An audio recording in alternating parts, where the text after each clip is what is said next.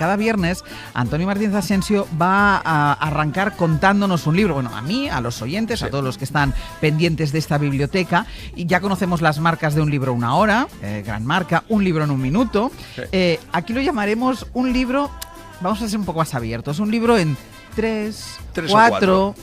hasta algún día 5 minutos a lo mejor. Sí, es largo. Venga, pues empecemos ya. ¿Qué pues libro mira, nos cuentas hoy en 3 minutos? Esta semana te voy a contar un libro que es casi un relato. Es una novela corta, 91 páginas, maravilloso, que nos habla del amor por los libros como objeto. Porque ya sabes que la pulsión de leer y la pulsión de comprar son dos pulsiones distintas. Se titula La casa de papel. Su autor es Carlos María Domínguez, un autor argentino que nació en 1955.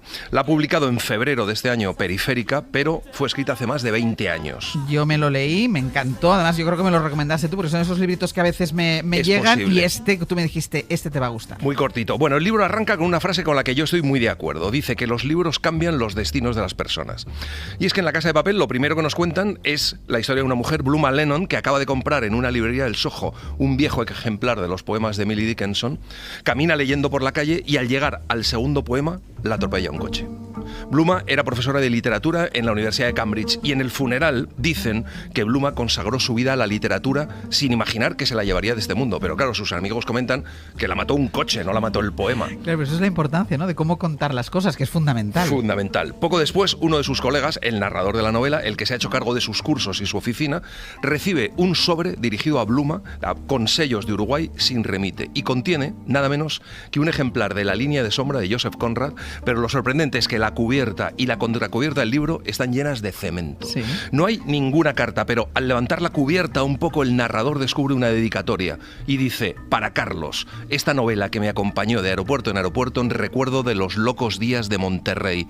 Lamento ser un poco bruja y haberlo advertido enseguida, nunca harás nada capaz de sorprenderme. Es una dedicatoria de Bluma que, a partir de aquí, el narrador se lanza a investigar de dónde viene este libro, por qué está lleno de cemento y quién es ese tal Carlos. Claro. Y por qué le devolvió el libro a Bluma. Y el resultado es apasionante. El narrador descubre que Carlos Brauer participó en un congreso en Monterrey en calidad de oyente y que es un bibliófilo argentino al que se le vio salir de una cena acompañado por Bluma, ambos con varios tequilas encima después de bailar unos vallenatos. Y de eso han pasado 15 años. O sea que al final el libro es una historia de amor oculta en una historia alrededor del amor por los libros. Exacto, todo es amor o muerte en la literatura. El narrador se desplaza a Buenos Aires para seguir el rastro de Carlos Brauer y contacta con un tal Agustín Delgado, que lo conocía bien.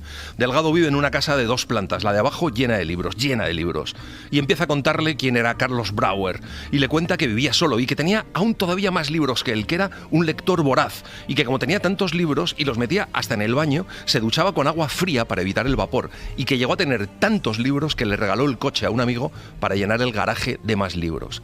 Y aquí se produce una de mis conversaciones favoritas del libro, porque habla de los límites del deseo de poseer libros y de tenerlos, y de si marcar los libros o no, de cómo ordenar los libros, de una cosa maravillosa que es ordenarlo por las afecciones, quiero decir, ordenar los libros según cómo se llevaban los autores. Habla de la idea de leer con la misma luz con la que fue escrita cada libro, o de la música que hay que escuchar mientras se lee.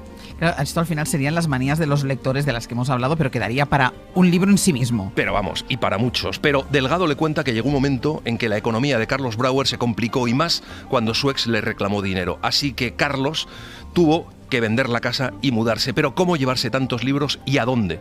Y en ese momento es cuando Carlos Brauer viajó a México, conoció a Bluma, se enamoró de ella y de alguna forma no consiguió que ella le quisiera. Y entonces decidió hacerse una casa con los libros. Esa es La casa de papel. Pero, ¿por qué Carlos Brauer devolvió La línea de sombra a Bluma? Eso no lo voy a contar. Quien lo quiera saber, se tiene que leer La casa de papel, que es una maravilla. Por maravilla va a entrar el primer libro en 3 minutos en esta biblioteca.